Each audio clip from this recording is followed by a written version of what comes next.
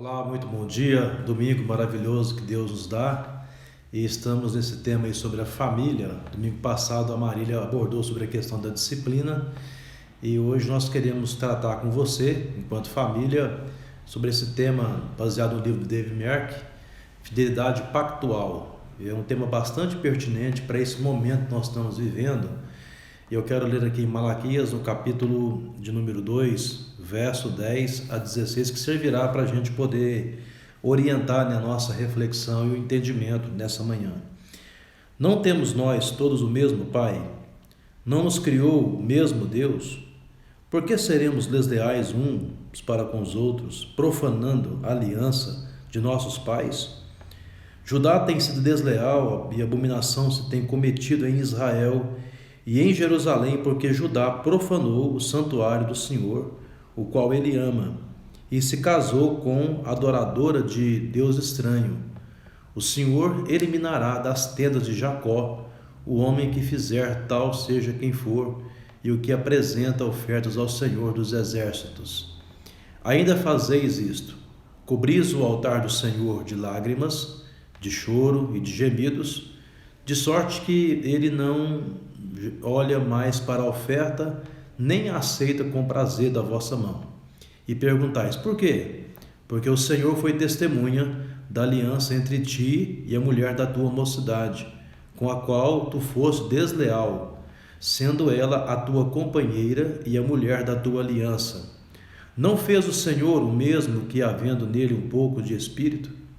E porque somente ele buscava a descendência que prometera. Portanto, cuidai de vós mesmos, e ninguém seja infiel para com a mulher da sua mocidade, porque o Senhor Deus de Israel diz que odeia o repúdio e também aquele que cobre de violência as suas vestes, diz o Senhor dos exércitos. Portanto, cuidai de vós mesmos e não sejais infiéis.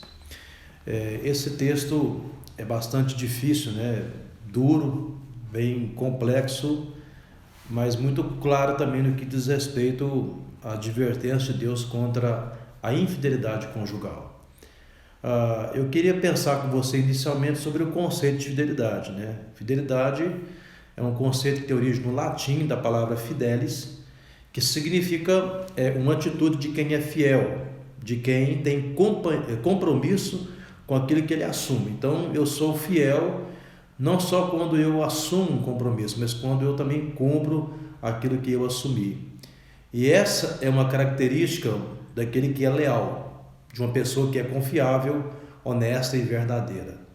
E nesse momento que estamos vivendo, não me refiro à questão da pandemia, mas do ponto de vista da família, dos valores e princípios, a gente tem que pensar muito o que tem acontecido hoje na vida atual em relação à família, no contexto do nosso país, enfim. E quando se fala em pacto, porque o tema é fidelidade pactual, então pacto é uma aliança estabelecida entre duas ou mais partes. Então era parte de uma referência, pelo menos de duas partes, para haver uma aliança, um acordo. O cenário atual que a gente está vivendo hoje, em termos de casamento, de total apatia, e principalmente na questão espiritual.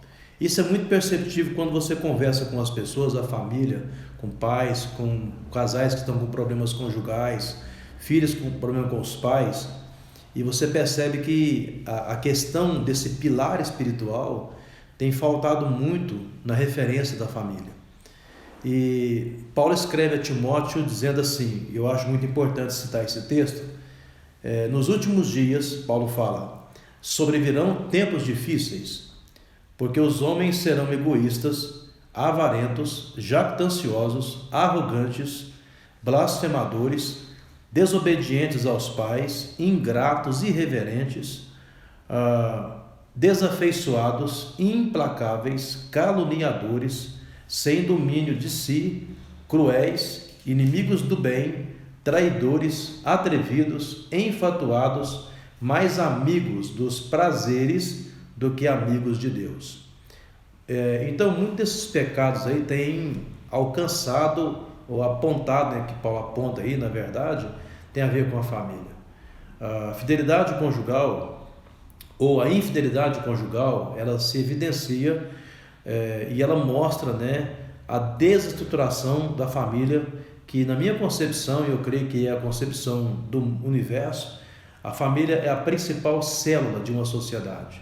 Se a gente tirar a família da sociedade, com certeza ela não vai existir, porque nós precisamos de homens e mulheres para que hajam a criação e procriação de filhos, como também a constituição de uma família conforme o referencial da palavra de Deus. Só que o problema é que hoje a sociedade moderna que nós estamos vivendo, ela tenta achincalhar a família dentro daquela visão totalmente estranha ao que a Bíblia expõe enquanto referência de família. Por exemplo, a mídia coloca aí como referência de pai alguém que fez uma opção, aliás, uma mudança de opção sexual, de forma absurda, para representar a paternidade da família. Deus nos livre de uma situação, de aceitar uma situação dessa natureza, né? Não é uma questão de preconceito, é uma questão de conceito, é uma questão de princípio, né, que Deus estabeleceu na sua referência enquanto palavra. E alguém compartilhou no vídeo de WhatsApp essa semana passada a respeito dos dados familiares colocados nos passaportes, que hoje, se você for tirar um passaporte, as palavras, né, pai e mãe, elas estão omitidas no passaporte. Agora eles colocam genitor 1 e genitor 2. Então imagine você o que está acontecendo com a nossa sociedade hoje. E a gente está nesse meio totalmente social, estranho, e na condição de igreja nós temos então a capacidade de dar uma resposta muito objetiva, positiva e direta para o nosso povo. No livro de Malaquias, Deus é representado como um procurador. É como se ele fosse aquele procurador que processa o seu povo por meio de várias e sérias interrogações, incluindo nessas interrogações a questão da família. E nesse texto específico, ele vai apontar então 2 males que Israel havia cometido. Primeiro, a infidelidade conjugal, ou aliás, pactual do povo, seguindo outros deuses. A primeira coisa que Malaquias vai mostrar é que Israel deixou o Deus verdadeiro, se voltou a outros deuses, então sendo infiel. O segundo mal, Malaquias fala da infidelidade pactual no casamento, que Deus havia estabelecido. Então são 2 linhas aqui para serem pensadas. E Deus trata esse problema da infidelidade de forma categórica. Se você observar aqui, do verso 10 até o 16, está muito claro como que Deus trata isso com a gente. O texto retrata o que havia sido colocado em Deuteronômio 28, quando lá fala sobre bênçãos e maldições. Se você ler o capítulo inteiro, que é um capítulo extenso de Deuteronômio 28, você vai perceber que existem as bênçãos voltadas para aqueles que realmente obedecem a Deus e seguem os seus mandamentos. Mas há também as maldições, né, que ele coloca lá para aqueles também que desobedecem a Deus e os seus mandamentos. Para aqueles que obedecem, ele fala, eu proponho hoje para vocês a vida e o bem. Para aqueles que desobedecem, a morte e o mal. Então são 2 decisões e 2 consequências claramente definidas por Deus para aquele que o homem decide em relação a ele em termos de obediência ou desobediência. E nesse texto aqui, aliás, quando você olha para o livro de Esdras, que é um livro bem interessante, capítulo 9, Neemias, capítulo 13, o pecado de Israel ali é o pecado do casamento desigual, que é chamado de abominação e que é tratado como jugo desigual. Então preste atenção numa coisa agora nesse sentido. A igreja, enquanto instituição, às vezes ela peca no sentido de não responder de maneira objetiva e clara essa questão nos dias atuais. Ou seja, como que a gente pode compreender jugo desigual? Eu quero dizer assim para você uma coisa, queridos. Deus tem um propósito ideal. O propósito ideal de Deus é que os filhos de Deus casem com os filhos de Deus. Que a facilidade de absorver uma relação nesse sentido é muito maior. Imagine você, né, que é casado aí e que tem de repente a dificuldade porque o seu cônjuge não professa a mesma fé, o mesmo pacto, a mesma aliança que você professa. Eu tenho certeza que na sua casa há uma divisão de princípios aí, com certeza, porque um pensa de uma forma e o outro pensa de uma outra forma. Então o propósito ideal de Deus é que haja um casamento nesse sentido, onde nós possamos estar casando com aqueles que professam a mesma fé. Agora, existe a situação real. Muitos relacionamentos eles foram constituídos de formas diferenciadas. É a grande verdade que nenhuma relação se assemelha a outra relação. Cada uma tem as suas particularidades. Quando eu conheci minha esposa, eu a conheci na igreja. Então, não é porque eu era pastor, eu era cristão, então, mas você não poderia casar com uma pessoa não cristã. É claro que ficaria bastante complicado para mim isso. E eu não faria essa opção, mesmo de repente amando alguém de uma outra fé. Mas é uma decisão que você precisa aprender a tomar. Agora, muitas situações aconteceram depois. Imagina alguém que se converteu depois do casamento, de repente um dos cônjuges aceitaram a Jesus, o outro não. Mas o texto não está focando essa questão no que diz respeito ao julgo desigual, nessa perspectiva. Ele está falando de uma fidelidade pactual quanto ao princípio que Deus estabeleceu sobre o casamento. Então, se você casou com alguém que não professa a mesma fé, o princípio de Deus é o mesmo. Isto é, a fidelidade ao princípio do casamento, ela tem que existir. Então, há muitos casos em que as pessoas não compreendem isso, elas radicalizam, esse propósito ideal de Deus. A segunda questão, então, que eu quero tratar é que Deus, então, fala desse casamento estabelecido por Ele. E essa quebra de aliança, segundo o que Malaquias mostra para a gente, era marcada pela forte hipocrisia do povo. É interessante que ele fala que esse povo ia para Deus para oferecer as coisas de forma equivocada. Por quê? Porque as suas vidas individuais, pessoais e conjugais estavam carregadas de carnalidade, de profanação, porque estavam profanando a relação matrimonial, reduzindo ela a uma questão muito carnal. Então Deus mostra a sua total rejeição a essa atitude específica de forma equivocada. Então, primeiro, porque Deus havia sido a verdadeira testemunha do pacto. Essa é uma argumentação para mim que Malaquias coloca de maneira muito forte. Eles haviam esquecido de que Deus é que era a testemunha do pacto que eles haviam feito a respeito do casamento. A segunda coisa é que o casamento tinha como natureza uma amizade pactual. E eu vou abordar essas três coisas aqui agora. E a terceira, o propósito do casamento é ser fonte de legado perpétuo. Essas três argumentações que você vai ver nesse texto, elas fundamentam aquilo que é a nossa fidelidade pactual nessa manhã. Esse é o entendimento daquilo que seja a fidelidade do pacto ao casamento. Então, não estamos sendo fiéis a um costume. A nossa questão, a nossa proposta é compreender fidelidade a um princípio. As pessoas elas pecam muito pela falta do princípio ou pela quebra do princípio.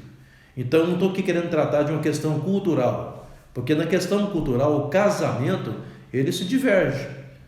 Se você for pensar no casamento dos esquimós, por exemplo, é diferente da realidade da nossa perspectiva ocidental. E muitas outras culturas com relação ao casamento não confere com aquele que é o princípio judaico-cristão que nós adotamos pela Bíblia Sagrada. Então há situações e há culturas onde o homem pode ter várias mulheres de forma legal, Mas nós nos referimos aqui agora ao princípio de Malaquias quanto à tradição judaico-cristã nessa linha de um homem casado com uma mulher. Dessa fidelidade que precisa ser exercida nessa linha de perspectiva. Então, a primeira abordagem que Malaquias, o primeiro argumento que Malaquias utiliza é a seguinte: para que haja fidelidade pactual, precisa haver o entendimento de que Deus é a verdadeira testemunha do pacto matrimonial. Então, gente, quando eu casei, eu chamei algumas pessoas para testemunhar esse momento. Como eu creio também que aconteceu com você que casou, a gente chama aí, entre aspas, de padrinhos, né? E por que a gente fez isso? Porque a gente queria que essas pessoas somassem com a gente daquele momento único e extraordinário, que é a relação matrimonial. Desse momento, dessa festa, desse dia, que com certeza é muito sonhado, né, pelas mulheres também, é o dia da noiva, é o dia de a gente colocar realmente a aliança no dedo esquerdo e confessar diante de Deus, das pessoas, que nós estamos ali naquele momento fazendo uma decisão consciente e clara de que nós escolhemos aquela pessoa para ser o nosso companheiro até que a morte nos separe, não é verdade? Então, essas pessoas que foram lá testemunhar, elas foram apenas, do ponto de vista humano, representar uma testemunha humana. Porém, a verdadeira testemunha do pacto é Deus. Primeiramente, a nossa relação, toda e qualquer relação, ela se dá diante de Deus. Por exemplo, a coisa que me chama a atenção em José, na casa de Potifar, é que quando José entrou na casa de Potifar, desde o primeiro dia, a mulher de Potifar colocou os olhos em José e quis que ele tivesse uma relação conjugal com ela. E ele então, José, responde para aquela mulher: mulher, o meu senhor, que é Potifar, me colocou aqui na sua casa todas as minhas mãos, porém, só uma coisa que eu não posso colocar a mão, que é você. Como é que eu cometeria tamanho mal contra o meu Deus?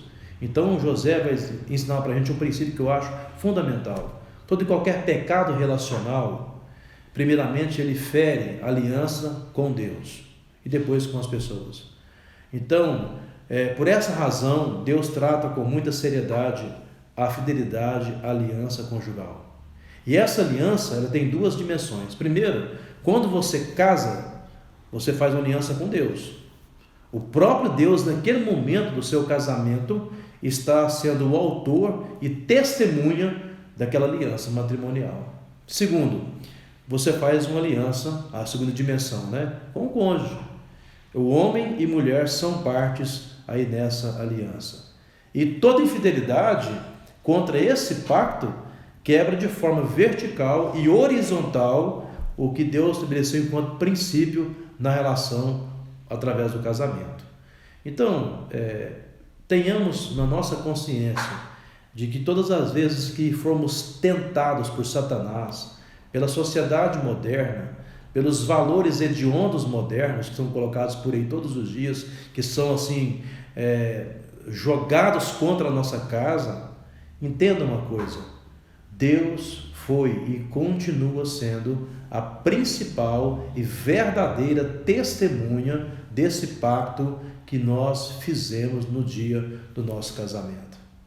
No dia que você chegou diante dele, das pessoas e da própria lei, onde você redigiu ali um termo de compromisso, de conserto, foi Deus que primeiramente se colocou na condição de testemunha.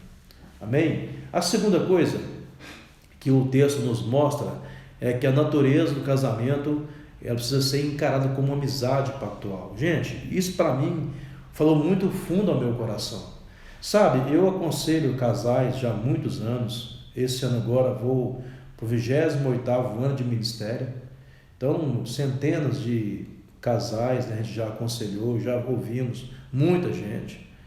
E uma das coisas que eu percebo muito nas relações matrimoniais é que muitas vezes falta amizade.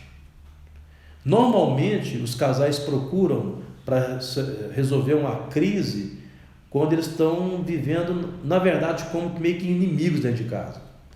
Então aí o homem vem e coloca os defeitos da mulher, a mulher vem e coloca os defeitos do homem.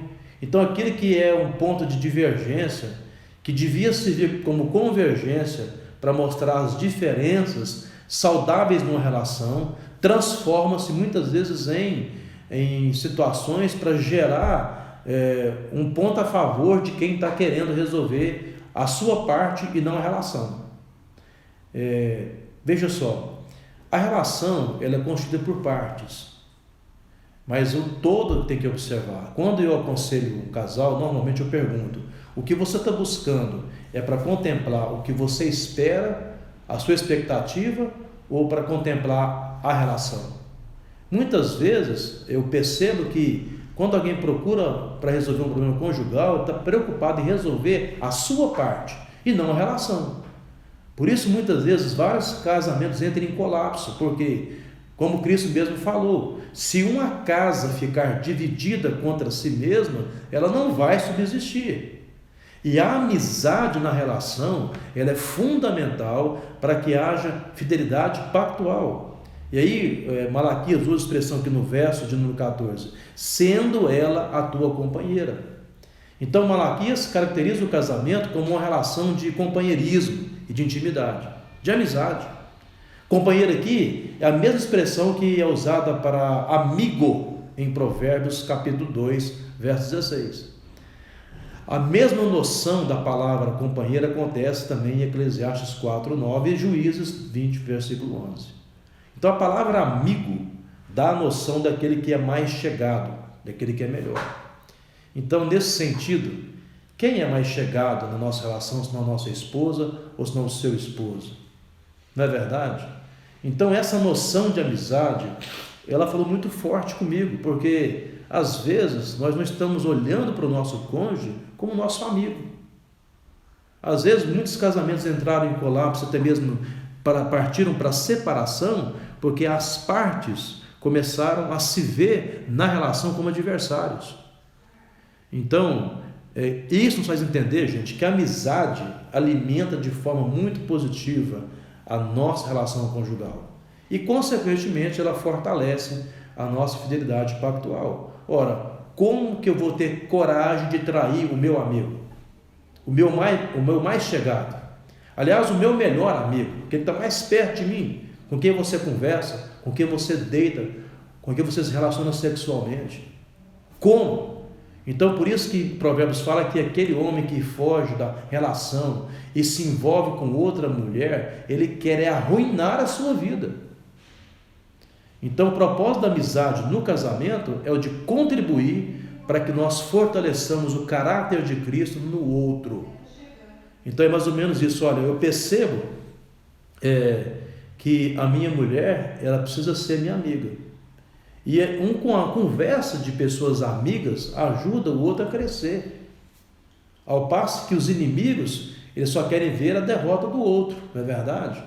Então, eu li uma expressão do livro do Tim Keller, no livro Significado do Casamento, que o Davi Merkel cita na sua matéria, diz assim: a maioria das pessoas, quando está à procura de um companheiro, ou de um companheirismo, aliás, quer encontrar uma escultura pronta, quando na verdade deveria estar procurando um bloco de mármore, não para criar a pessoa que você quer, mas porque você vê o tipo de pessoa que Jesus está criando. Olha que interessante, coisa extraordinária. E aí então conclui dizendo o seguinte: quando perguntaram a Michelangelo como ele esculpiu Davi, sua obra magnífica, ele respondeu: olhei dentro do mármore e removi as lascas que não era Davi. Tim Keller, no seu livro Significado do Casamento. Amizade é isso, é você tentar esculpir na outra pessoa o caráter de Cristo, você ajudá-la a parecer com Cristo. Então, muitas vezes, nas relações, nós estamos querendo mudar o outro. Ei, presta atenção numa coisa: você não vai conseguir mudar o seu cônjuge. Nunca, nunca, nunca, nunca. Só existe alguém que pode mudar, é Cristo, e quando a pessoa é constrangida pelo Espírito Santo de Deus. Nós não mudamos o nosso cônjuge, mas nós podemos ajudar a melhorá-lo. Olha que maravilha. E muitas vezes eu percebo que a gente muda por dois motivos. Ou por uma dor muito forte, ou por um constrangimento. E é muito importante que nós escolhamos a segunda opção. Às vezes você poderia dizer assim para o seu esposo, quando ele vier com alguma atitude que não confere com aquela fidelidade pactual em Deus: Ei, presta atenção, pergunte a ele assim: você está sendo um homem segundo Cristo? O que você está fazendo reflete mesmo o caráter de Cristo? É isso mesmo? Você vai constrangê-lo muito mais do que você apontar o erro que ele está cometendo como algo que ele não deveria fazer. A mesma coisa em relação à mulher. Então a Bíblia ensina para a gente que o meu cônjuge precisa ser o meu melhor amigo, em quem eu possa confiar, sabe? De você confessar. Muitas vezes, algumas coisas Satanás planta no coração do homem ou da mulher, quanto ao adultério, por exemplo. E se você falasse, bem, meu esposo, eu estou tendo uma reação com relação a uma situação que não está sendo boa. Olha só que interessante. Aí vem uma conversa franca e aberta, naquele sentido, tratando aquela questão, que eu e você podemos estar vulneráveis a isso. E havendo amizade, companheirismo, haverá entendimento, haverá com certeza a disposição de compreenderem um ao outro e de ajudarem um ao outro. Então, por isso que Eclesiastes fala que melhor serem dois do que um, porque se um ficar com frio, o outro aquece. E depois ele fala assim, porque se um cair, o outro ajuda a levantar, porque o cordão de 3 dobras, diz Eclesiastes, não se arrebenta com facilidade. Olha que texto extraordinário. Então, o que eu quero dizer é o seguinte: nós temos todas as nossas mãos, pela palavra de Deus, para que o nosso casamento seja de fato uma referência nesse mundo adoecido, apodrecido por uma consciência totalmente equivocada quanto à relação matrimonial. E a terceira coisa que Malaquias fala, para a gente encerrar a nossa aula de hoje, é que o propósito do casamento como fonte de um legado eterno. Para que haja fidelidade pactual, eu preciso compreender o propósito do casamento como fonte de um legado eterno. Então, um dos propósitos do casamento era de gerar uma descendência fiel a Yahvé, a Deus. Essa era a primeira perspectiva de Deus, sempre foi. Deus nunca trabalhou contra ele, claro que não. Deus sempre trabalhou a favor de si mesmo, daquele que de fato ele é, do seu ser, da sua majestade e soberania. Então, o que Deus tenta fazer na nossa vida é gerar em nós uma consciência de fidelidade. E aí o que Deus queria através do casamento também era gerar uma descendência fiel a Ele. Então, o que aconteceu? Aí aqui Malaquias aponta esse pecado. Israel estava minando esse pacto de 2 maneiras. Primeiro, dando um mau exemplo, contaminando a próxima geração. E a segunda forma errada, eles estavam divorciando por qualquer motivo, que dificultava a transmissão da fé à próxima geração. E aí, Malaquias aqui, ele aponta uma argumentação consistente de como resolver isso. Do verso número 15 a 16, ele fala assim: não fez o Senhor o mesmo que, havendo nele um pouco de espírito? E por que somente um?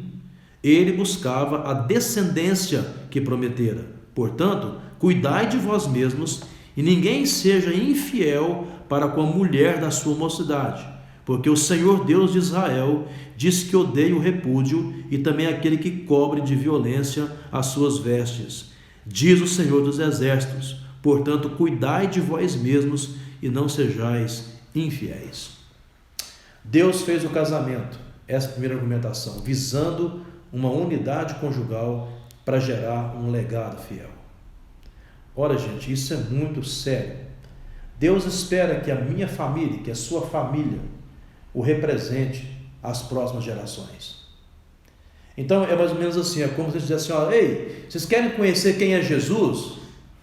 Olha para a nossa casa, como a gente vive, como a nossa família vive, como eu e minha esposa vivemos, como eu e os meus filhos vivemos, como eles se relacionam com a gente. Isso é muito sério, não? Deus, então, está a todo momento mostrando isso para a gente.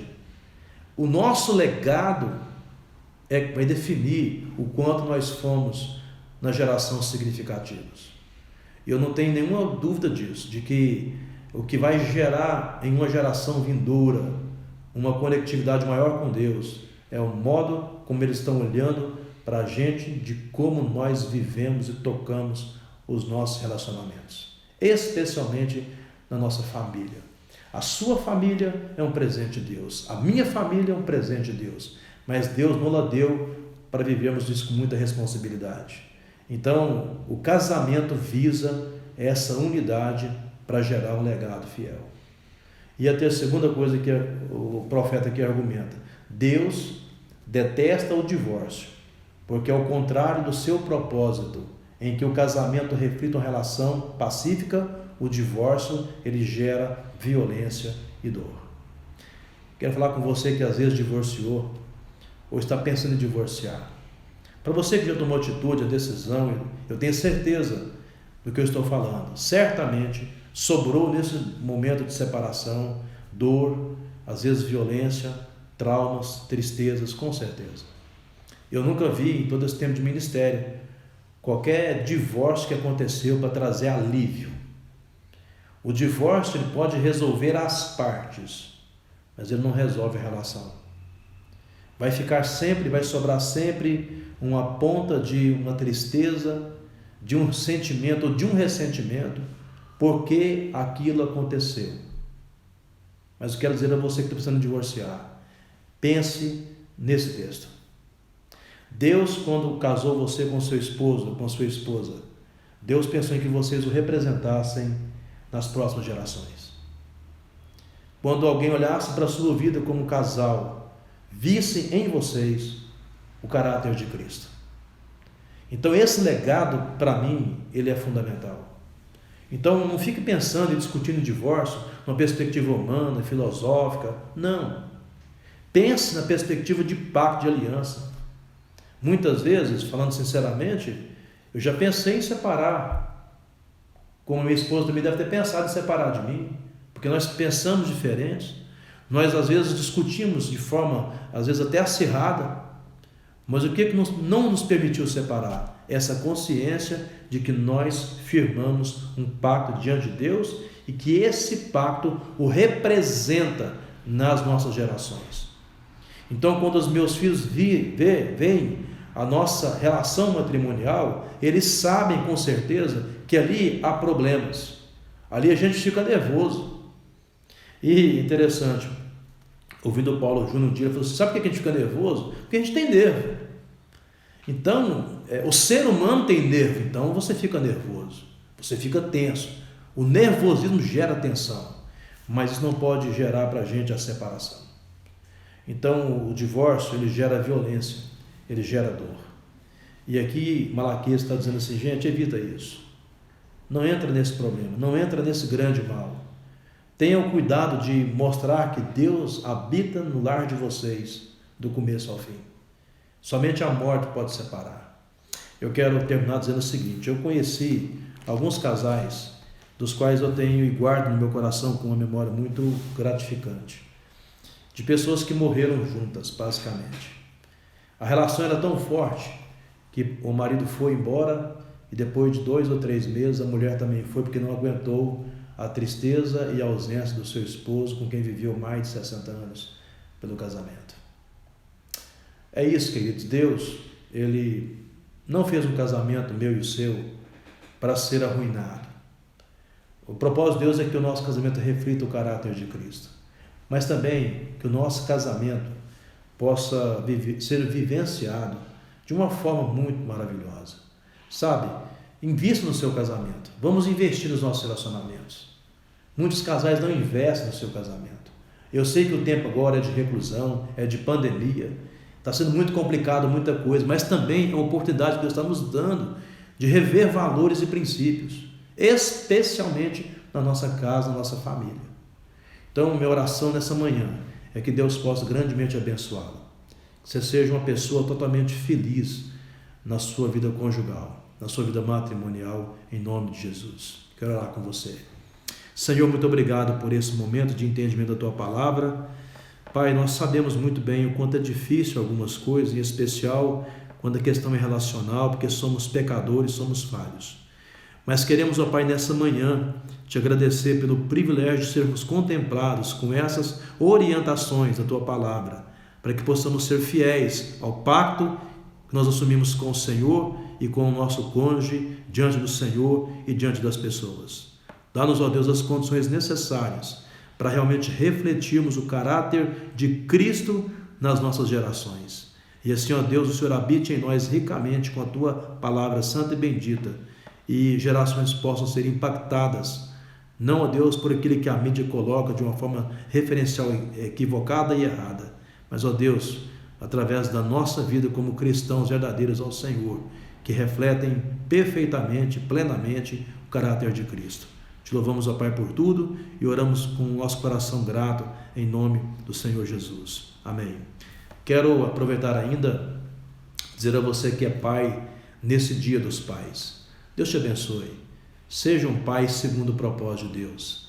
E naquele que porventura você estiver passando por alguma dificuldade, alguma luta, creia em Deus. Eu quero convidar você a conhecer a Deus, porque o conhecimento gera confiança nesse Deus que sustenta a nossa casa, a nossa vida. Não sei, talvez você foi um pai que nessa manhã está desempregado.